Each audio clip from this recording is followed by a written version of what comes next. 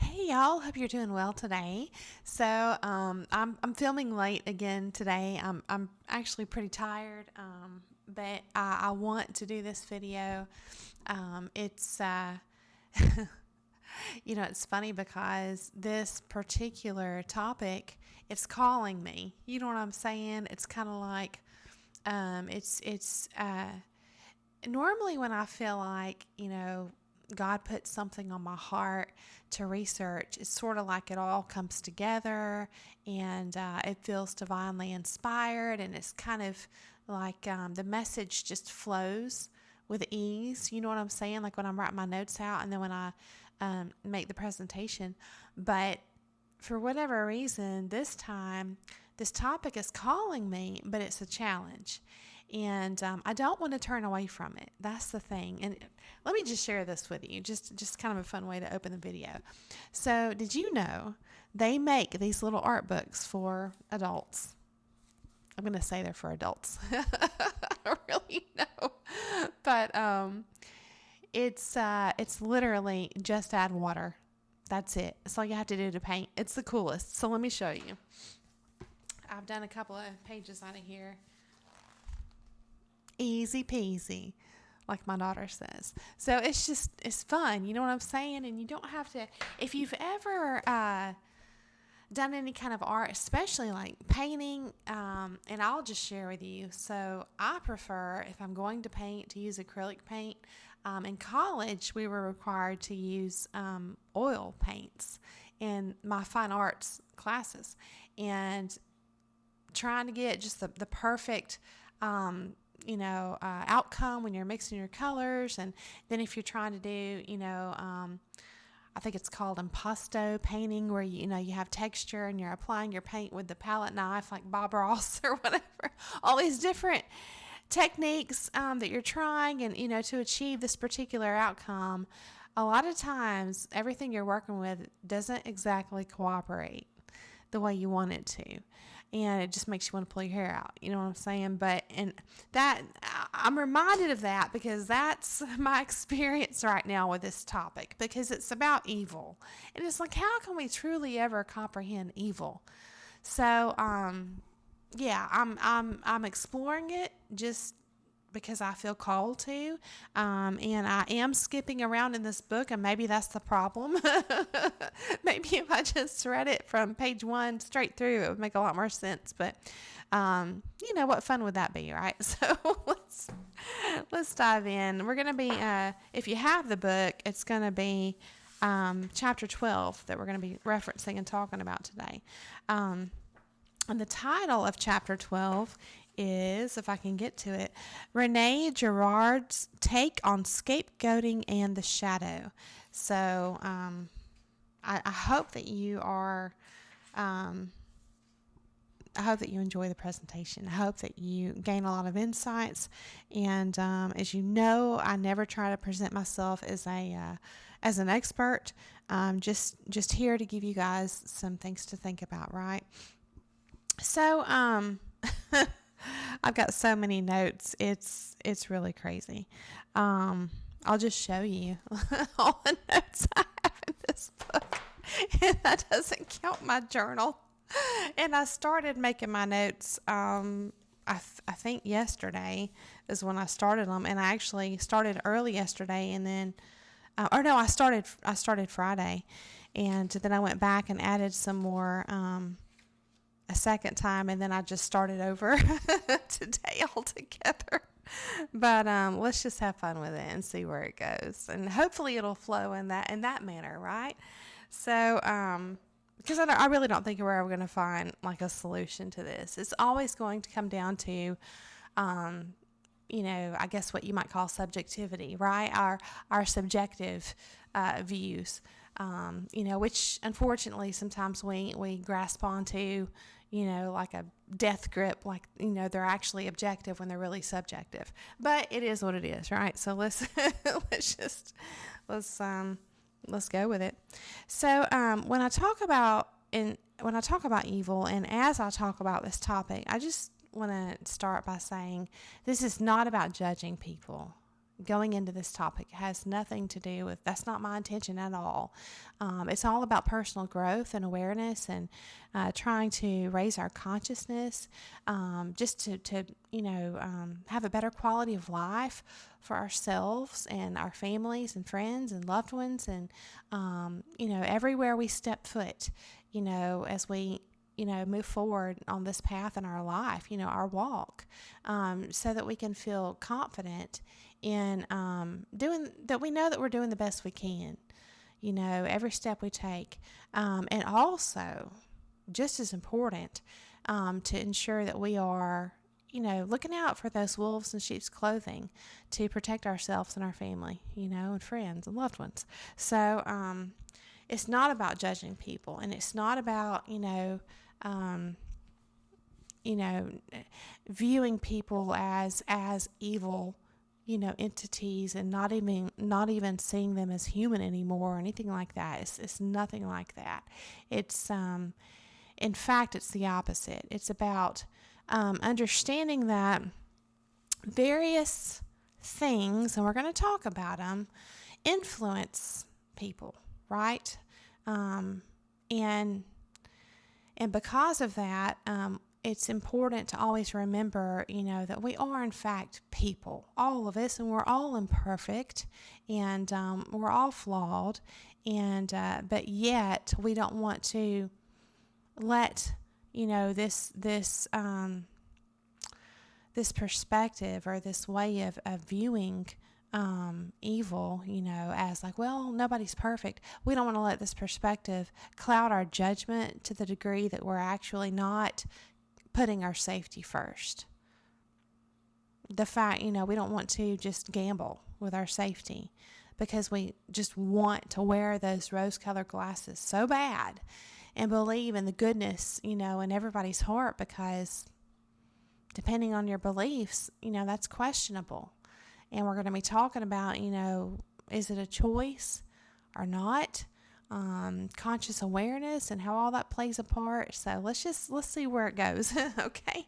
So if I could sum up my understanding based on what I've read so far, essentially it's kind of like this snare or trap that the devil or Satan, or the origin of evil, whatever you want to say, right? This mind virus, that the snare or the trap that is set for all of us is really exemplified very well in this famous quote from Martin Luther King Jr. So I'm going to read it to you. And it's the one that says, "Darkness cannot drive out darkness. Only light can do that. Hate cannot drive out hate. Only love can do that." It's that. And so where in that quote can we identify the trap? It's kind of like when a person can feel righteous enough to, as they're identifying evil externally, and they may be accurate in identifying evil externally in a circumstance or in a person's actions or whatever it is, they may be right in identifying it, but the trap is when you match that energy or that vibration. It's kind of like it's pulling. There's some kind of like this twist of fate that happens when the snare is that if a person allows themselves, or what I like to say, allows himself to be affected by or hooks into this feeling of being affected by this circumstance or this person's actions or whatever, if you hook into that, right, a lot of times your emotions are the portal that get you ensnared. And so and I think there's different avenues, and another avenue would be righteousness and pride, just feeling like it's, if there's a particular something out there, that you can identify as bad or evil, and maybe you're right. The fact, what this book is saying, and I'm going to find something to read to explain it more clearly, but the fact that you are identifying it as such is now kind of bringing you down energetically, because you're now engaged in this activity of judgment, and that in itself is bad. And so in just a minute I'll share with you some quotes out of the book that support that. I really highlighted so much that it would be a very, very long video if I read all this to you. So I'm going to try to summarize some of this, and it may take a couple of videos to get it all out. But, it's not just about, judgment. I say just like that's not bad. It is bad to judge. But, what our goal should be is to identify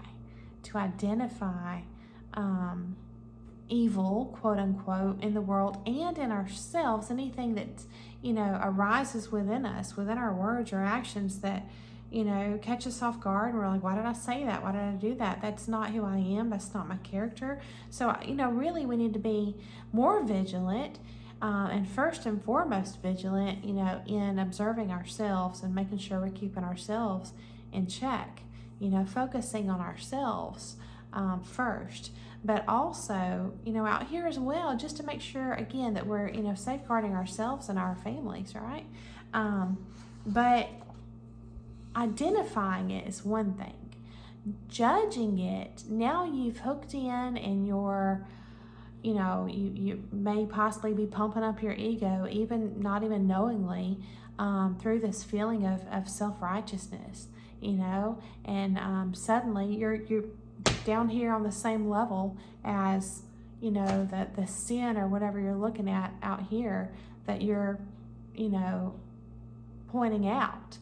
It's really like the difference. It's a very fine line between identifying and judging, or recognizing and accusing. It's a fine line, but there is a difference.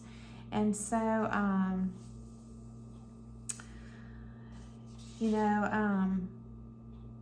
again, this whole concept of the shadow, what I read was that's really what it comes down to in a person, that it's a unconscious process when a person fragments off or splits off, the bad aspects of themselves unconsciously. And then it's almost like, do you remember Pee Wee Herman, back in the 80s or whenever it was, a really popular show? He used to say, like, if some bully or whatever would come up and pick at him and call him names, he would say, well, I know you are, but what am I? And the bully would repeat himself, well, you're a whatever, and call him a name.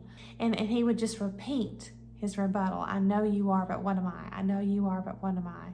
And so he, if you think about it, it's like, that's a great example of that total denial, that fragmentation of totally denying the shadow part of yourself, or your own faults and flaws. You're seeing it externally.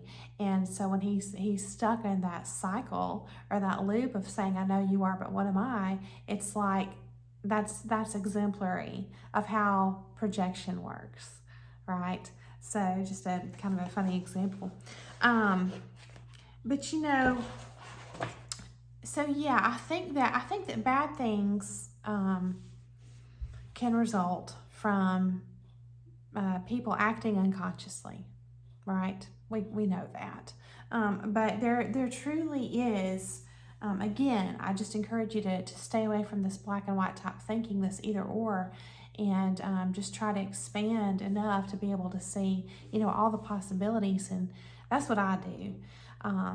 And so I do believe that there are people who know what they're doing consciously, even though that's like, it almost wants to break the brain, to really accept something like that. It's so bizarre, but unfortunately it's true. And so, Yeah, it's like some people truly do know better. And I was that person that used to wear the rose-colored glasses. That was me. I was totally on board with that perspective for many, many years. And thinking that people truly couldn't help it. It's like that old saying, when you know better, you do better. You just assume everybody does better when they know better. And it's not that that's wrong, because even, Jesus talks about, I'll drop the verse or the verses down in the description if I can find them, where he's explaining, I think in one of his speeches, where he's talking about, to share the truth with people. And if they reject it, then, come back with like someone else, and the both of you try to talk some sense into them, and help them to become conscious, in other words, as far as the error of their ways. And if they still reject it, I think he says, a third time, if they reject it the third time, he says to walk away. So that's what we're instructed to do. We're not instructed to try and defeat it, or to tolerate it, or to keep going in a situation where a person has been made aware of their actions, that their actions are actually hurtful or harmful. If they continue, it's a conscious choice. And so let me share with you the etymology of the word evil. This was, I always like to look that up just to make sure that I've, where did I put that? I have so many notes. I always like to look that up just to make sure I've covered all my bases. So, again, this is the online etymology dictionary. It said, evil is anything that causes injury, anything that harms or conduct contrary to the standards of morals or righteousness, right? And this is hard, because we know that, the Bible says, none are righteous. We all fall short of the glory of God and all that, right? But let me share this with you. There is the concept of the theological concept of purification or sanctification, and then there's all these steps leading up to that, and then beyond that. And so with regards to righteousness, and we are encouraged to be like Christ, to be Christ-like. So Matthew chapter 5 verse 6 says, "Blessed are they that hunger and thirst after righteousness." And so to desire righteousness, even though we know that we're perfectly imperfect, we're human, to desire it is honorable, to try and do your best. And so when you have somebody who just resigns themselves, like if you do like what Jesus was sharing in his example, like, hey, when you correct someone, do it once by yourself, and then if you need help, bring help in, do it twice, do it 3 times, and if they don't change, walk away. Well, there you go, see. And so when you're considering these people that have affected you greatly in your life, with some people, it's a little bit easier to walk away than with others, because with some people, you may have had to walk away to save your life, literally, and even without knowing everything, just depending on circumstances. With others, you may be on the fence. It's kind of like, they always make you feel bad, but you can't really figure out why. There's the people that are really slick and covert with the way they insult you and take jabs at you, and you don't even recognize it in the moment. They're that slick with it until after you leave, and you have to think about, like, why do I feel so bad after I spend time with this person every time? And then you look back in hindsight and you're like, oh, okay, well, they did this and said this, and just a minute, I'm starting to see a pattern over here with how they do this and this and this, but when you isolate one incident with this person, even just in your own mind, or if you're sharing it with another friend, or your trusted confidant or whatever, if you isolate one particular incident, it feels so insignificant and petty that you dismiss it. So you have to zoom out. You have to see patterns. You have to see the whole picture, to be able to recognize some of these people who truly are very toxic, but they're toxic in a very slick and covert way. But the point is, once you make a person aware hey, I really don't appreciate this or that, or hey, I know you probably don't. You're thinking, it don't look good, and I would never do that or say that to a person, but the way I've always been, it's like, hey, I'm sure you don't mean anything by this or whatever. But the point is, once you make a person aware, if they don't change their ways, they're doing it on purpose. And so, yes. So, intention is founded on conscious awareness. And so, let me share this quote. I mentioned it earlier. I was going to read it with you all. It's pretty important. I was talking about, the snare. This is at the bottom of page 234. It says, hatred of evil delivers us into evil's hands, for it strengthens evil. Instead of opening our heart, increasing our freedom and our appreciation of beauty, hatred spirals us into an increasingly darker world of pain and ugliness. The devil rejoices when he succeeds in inspiring in us feelings of hatred and revulsion toward himself. He attains dominion over us when he tricks us into using his own methods against himself. Leaving nothing untouched, in addition to arousing hateful feelings toward evil, Satan inspires an all-around hatred by inflaming hateful feelings toward the good as well. In Christian theology, the essence of the devil is his hatred of anything wholesome and holy. So how does this make sense? Well, when it says anything wholesome and holy, it's like your good energy, your essence of honesty and, just in your good heart, and your desire to look at the bright side of things and to, live life, through the lens of positivity and wanting to be your best and do your best and contribute your best and all that, right? So here's the thing. Whether he gets us to hate good things, like a narcissistic person, someone who's very mentally ill, or whether he gets us to hate bad things, he's still getting us to hate. And that's the snare. Because since he hates anything good, right? It says anything wholesome and holy.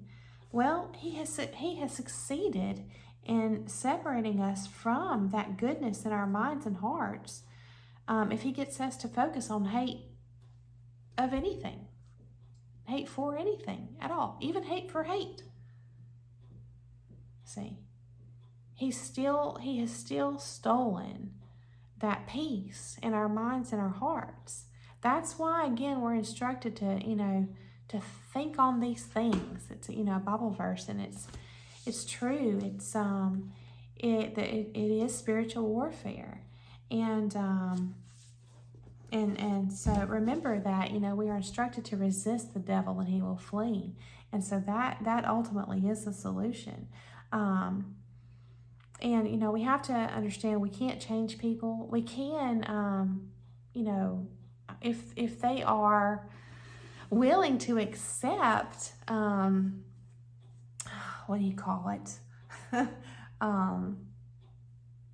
Critique with good intentions. I forget what that's called.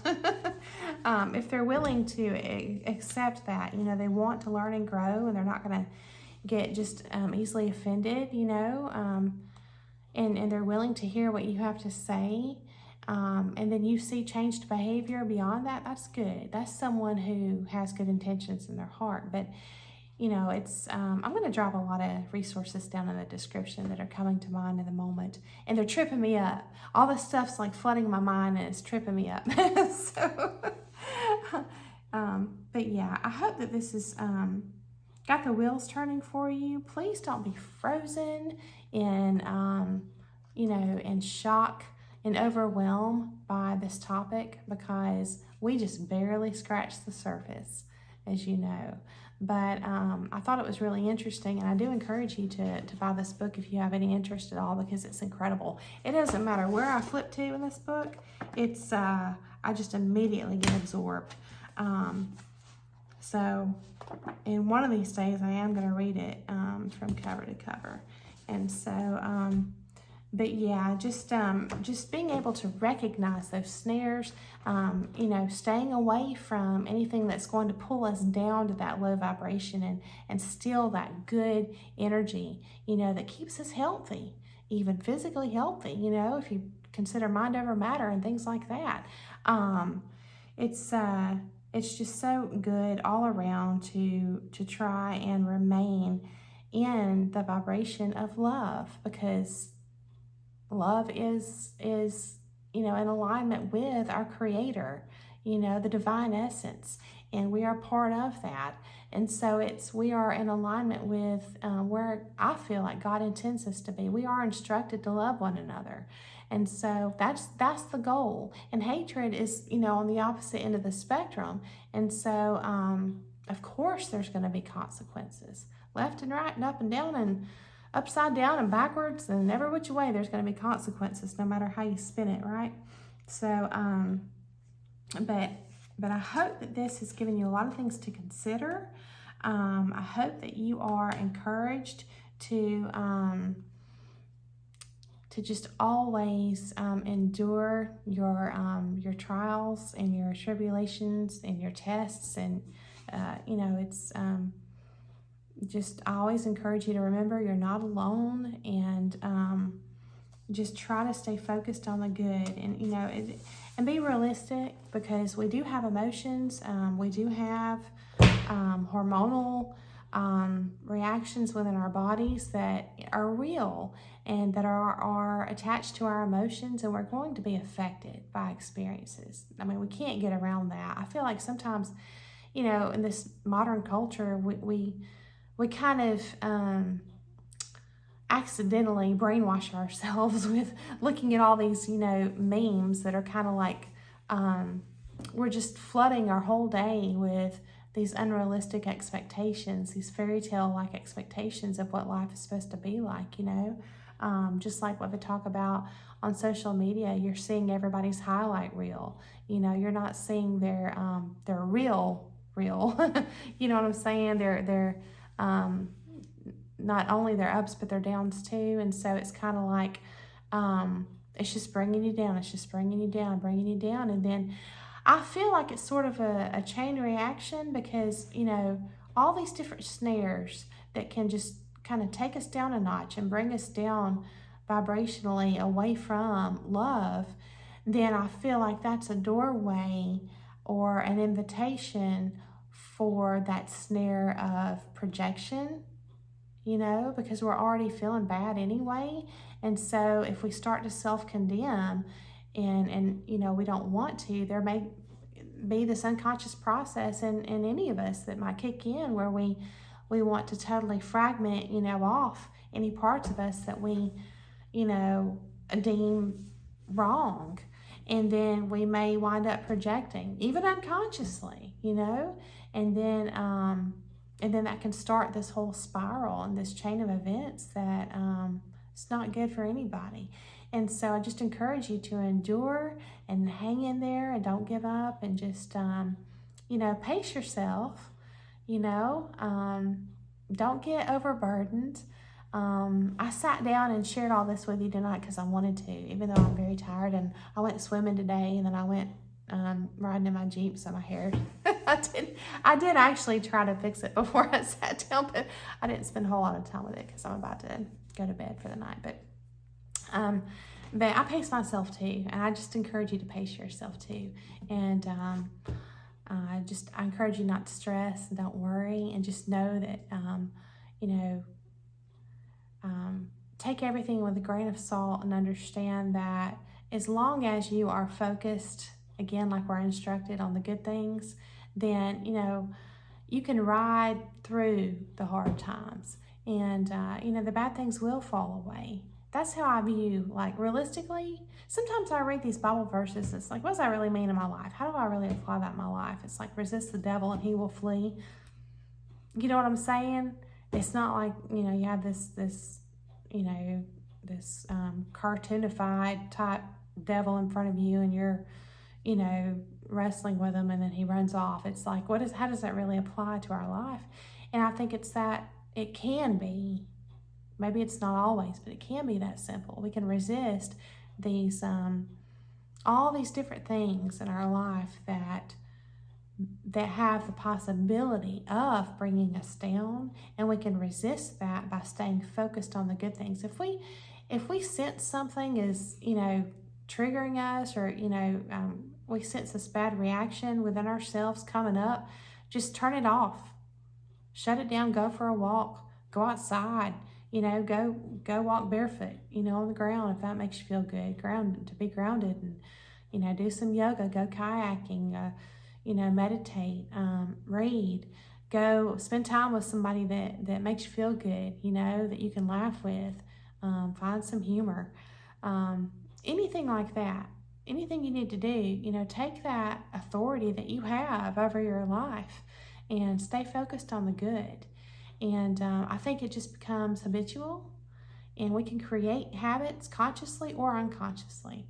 And so that's, to me, how you resist all this bad stuff. So I have a whole lot more I can say on this, but I'll probably make some more videos on this. I don't know if it'll be the next one that I publish, but maybe I won't be so tired the next time I publish a video on this topic, and it'll be a little bit clearer. But I hope that you enjoyed the conversation or the presentation regardless, and I hope that you got something from it. I hope it got the wheels turning, and I just thank you for going on this journey with me. I really enjoy that, and I appreciate it, and I'm grateful for that. And I hope that you have a beautiful day, and I'll see you again very soon.